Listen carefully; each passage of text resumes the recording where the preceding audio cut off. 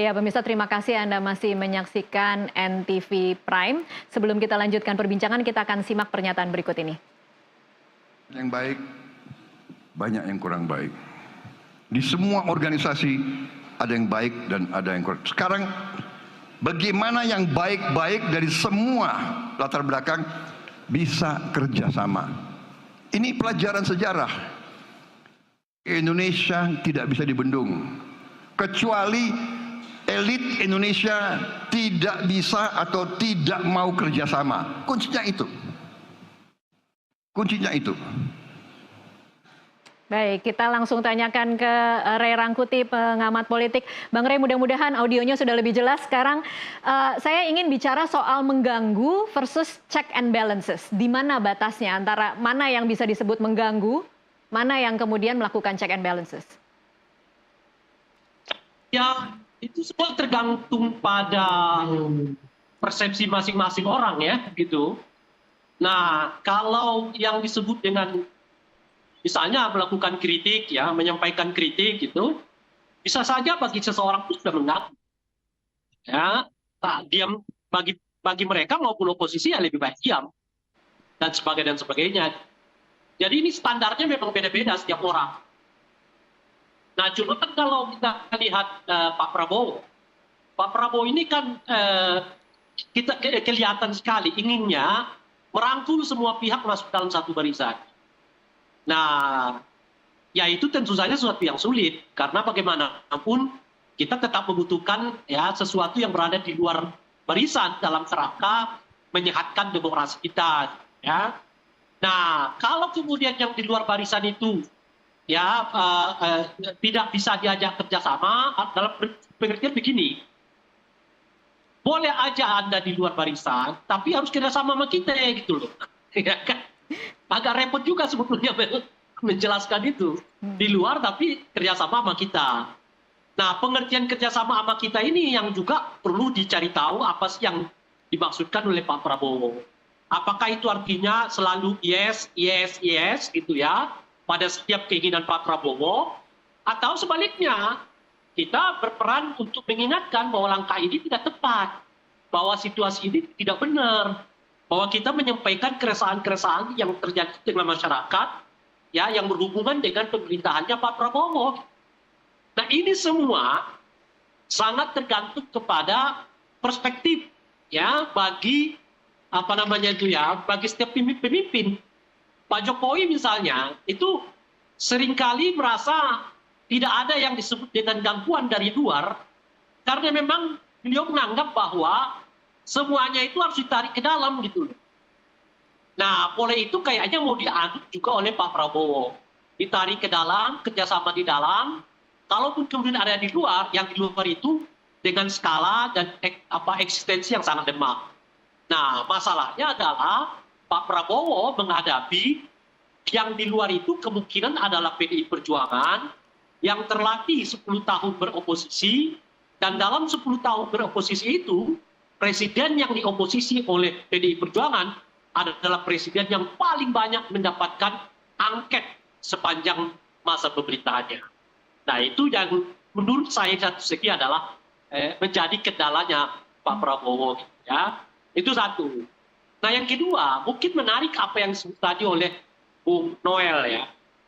Kalau Noel itu kan menggambarkan kepada kita potensi penggangguan itu bukan datang dari luar, tapi justru besarnya itu datang dari dalam.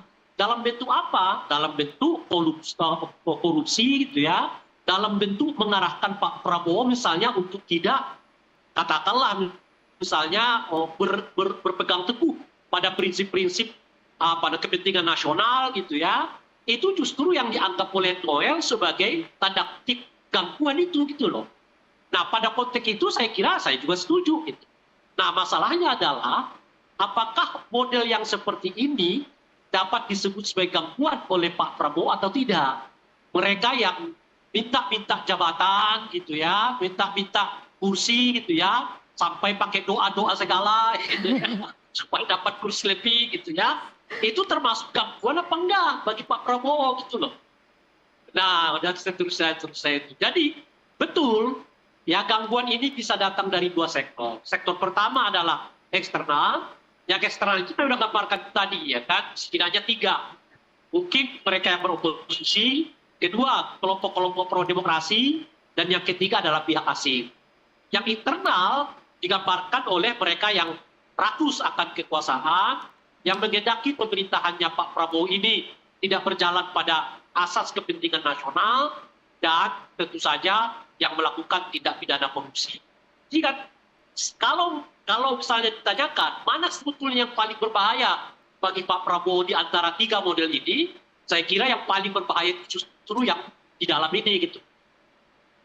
Oke, baik. Saya ke Bang Noel berarti. Bang Noel, ini ada banyak yang harus dijawab. Tapi mulai dari benar tidak Prabowo itu akan menganggap bahwa kritikan itu akan menjadi gangguan dalam jalannya pemerintahan ke depan?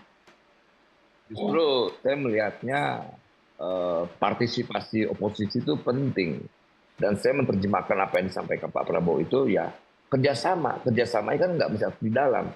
Kerjasama itu harus di luar dengan mengontrol, gitu, mengkritik, memberi masukan. Itu kan bentuk kerjasama. Bukan apa yang dilakukan Pak Prabowo dianggap iya aja. Yang buruk iya juga, enggak juga. Jadi kerjasama yang dimaksud Pak Prabowo itu, ayo kritik pemerintahan saya. Tolong kontrol dengan baik. Jangan sampai tadi yang persis yang disampaikan Bung Rey itu, potensi musuh paling besar itu sebenarnya dari internal. Jadi tidak anti kritik ya Bang Noel? Abuse of power.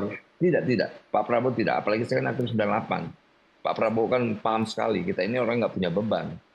Kalau soal tadi yang minta-minta jabatan, itu mah kerdil kalau kerdil. Tapi ya itu gangguan kecil, nggak terlalu besar. Yang besar itu yang korupsi dan malas itu. Oke, itu pertanyaannya yang dari dalam, kalau tadi sudah diklasifikasi oleh Bang Rey, ada gangguan eksternal, ada gangguan internal. Kira-kira akan dianggap sebagai gangguan tidak yang dari dalam ini?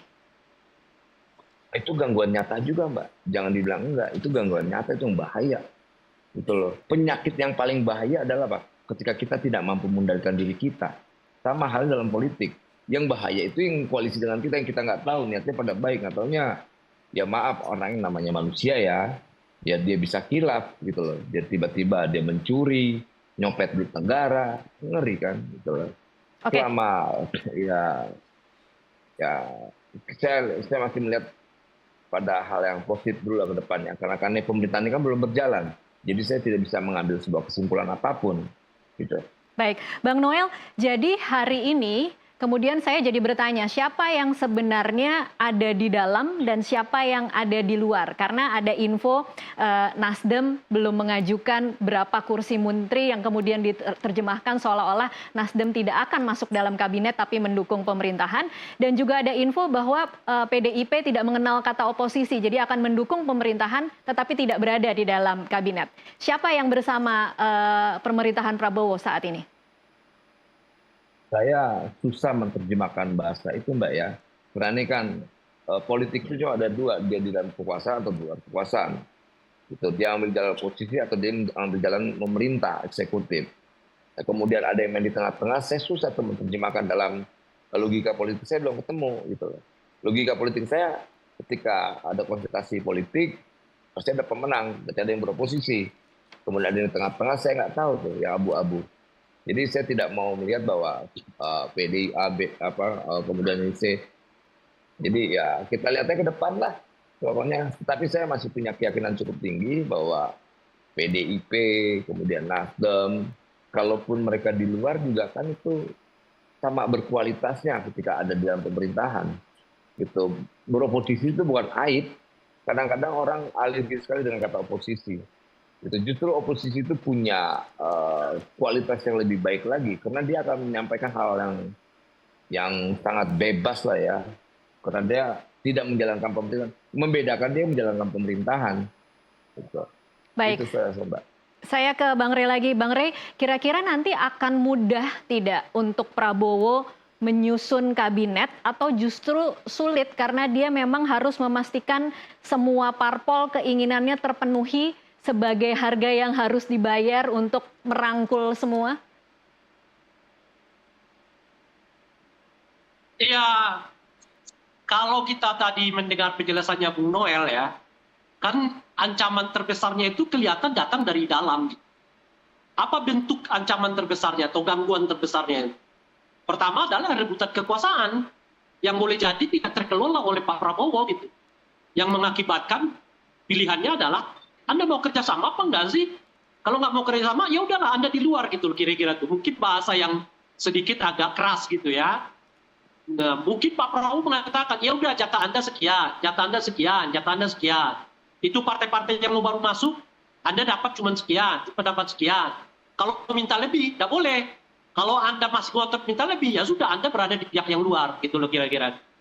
Nah, jadi mungkin salah satu persoalan terbesarnya itu adalah soal bagi-bagi jatah ini, bagi-bagi kursi ini. Karena kan hitungan saya ya, kalau tetap di angka 38, kalau misalnya kan Golkar udah minta 5, kan? PAN minta setidaknya 3, bahkan doa mereka kalau bisa 5, lebih dari 3 begitu ya. Lalu Demokrat mungkin minta 3 gitu ya, mungkin ya. Dan Gerindra tentu dapat setidaknya 3, Pak Jokowi dapat setidaknya 3 begitu ya. Ada PSI, ada Gelora, ada PBB yang dapat 111. Nah itu semua kira-kira sudah sampai sekitar 22-23 kursi gitu. Alias apa gitu, lebih dari setengah kursi di kabinet itu mungkin akan dikuasai oleh wakil-wakil partai politik. Jadi kalau masih ada partai baru lah misalnya ya, seperti PKB misalnya minta 2 atau Nasdem minta 1, ya bisa-bisa angkanya bertambah sampai 27-28 kursi. Alias yang tersedia non partai politik itu cuma 8 kursi. Kan kecil banget tuh. Ya, kursi kabinet untuk non partai politik gitu. Nah, disitulah mungkin ya kalau ini kan kita nafsir dari nafsir Prabowo melalui tafsirannya Noel nih, kira-kira gitulah ya. Iya. Nah, kalau kita tafsirkan dari apa yang disebutkan oleh Noel itu, dibagi-bagi kekuasaan ini mungkin justru jadi problemnya gitu. Salah satu problem mendasarnya itu karena Pak Prabowo kesel mungkin kepada partai-partai yang sudah mulai menunjukkan pingin ini, pingin itu, apalagi yang baru masuk udah pingin minta ini, ya kan? Ya, udah minta 1 atau 2 dan seterusnya itu. Jadi saya kira agak sulit juga bagi Pak Prabowo di dalam landscape ya kepemimpinan pertama kali oleh beliau. Ya. Nah, oleh karena itulah kalau saya sih mengimbau, memang sudah sebaiknya Pak Prabowo pede aja dengan 58, sekian persen itu. Ya kan, tidak perlu lagi menambah jumlah partai untuk masuk, ya kata-kata rekonsiliasi tidak harus dimasukkan dalam bentuk satu barisan gitu. Rekonsiliasi itu juga bisa berada di luar, tapi sama-sama tujuannya demi kepentingan nasional gitu. Dan oleh karena itu agak luas ya, bagi Pak Prabowo untuk ya katakanlah memanage ya kursi bagi anggota partai politik atau anggota koalisinya. Gitu. Nah, oleh karena itu saya agak banyak ya belajar dari Noel menafsir pernyataan Pak Prabowo yang pada intinya adalah Noel melihat ya kelihatan sekali gangguan terbesar itu ada pada internalnya yang bersumber dari 2 hal ya. Pertama adalah korupsi dan yang kedua adalah malas gitu ya. Dan yang ketiga mungkin adalah soal penjatahan kursi. Gitu. Baik, Bang Rey, tapi kan ada wacana menambah kursi dari 34 menjadi 41 dengan merubah mungkin Undang-Undang 28 tahun 2008. Menurut Anda itu akan jadi solusi tidak untuk Prabowo bisa mengakomodir keinginan semua parpol untuk masuk? Iya, kalau itu salah satu jalan yang mungkin ya, yaitu menambah jumlah kursinya dari 34 menjadi 40. Di mana mungkin 6 yang akan ditambah itu merupakan ya wakil dari anggota kabinet yang berasal dari kelompok non partai politik gitu. Nah, sebab kalau tidak, kalau misalnya seperti perhitungan saya tadi itu ada sekitar 28, itu kan alias sekitar 70% ya keanggotaan kabinet itu ya diisi oleh partai politik.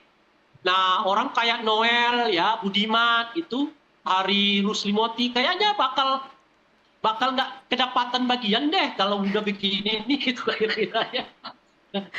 Karena partai-partainya udah rebutan duluan gitu. Nah, kalau ditambah masih ada harapan bagi Noel ya, Budiman, mungkin juga bagi Hari Ruslimoti untuk ya setidaknya menteri penerangan lah ya, karena kayaknya Menteri Penerangan itu diisi oleh mereka yang menjadi relawan-relawan. Bang Noel silakan dijawab sebelum kita break, Bang Noel. Ya, saya rasa apa yang ditafsirkan Ray juga bisa benar adanya ya, karena kita ketahui ada penambahan kursi dari 36 menjadi 41. Ini juga menarik sekali ya, tapi ya kan pasti ada perubahan nomenklatur ya kan, nomenklatur di kabinet.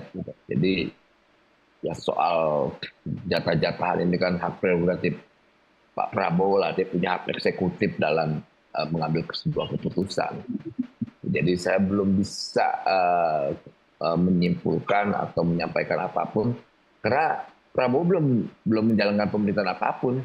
Dia masih di bawah pemerintahannya Pak Jokowi. Jadi gimana saya mau menyampaikan? Tapi apa yang disampaikan Ray itu betul. Penyakit dan musuh nyata di pemerintahan Pak Prabowo Gibran itu ya potensi besarnya bisa dari dalam ya.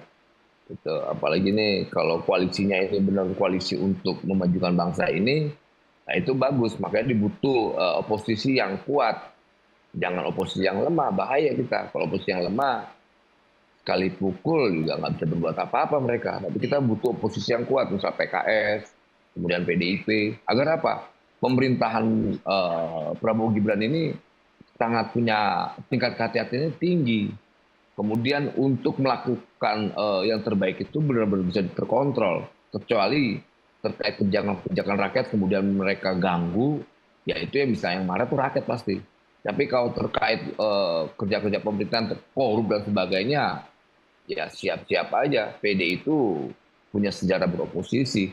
PKS itu partai yang solid dalam dalam organisasi ya.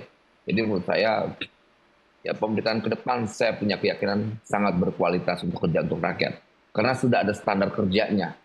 Itu apalagi Pak Prabowo punya komitmen untuk mensejahterakan rakyat, melawan korupsi dan sebagainya. Baik. Saya rasa kita tunggu aja pemerintahan Prabowo Gibran ke depan karena ini kan menjadi bagian ekspektasi kita bersama. Baik, kita akan lanjutkan di segmen selanjutnya. Nanti kita akan masih membahas bagaimana membangun pemerintahan yang kuat versus pemerintahan yang efektif sesaat lagi.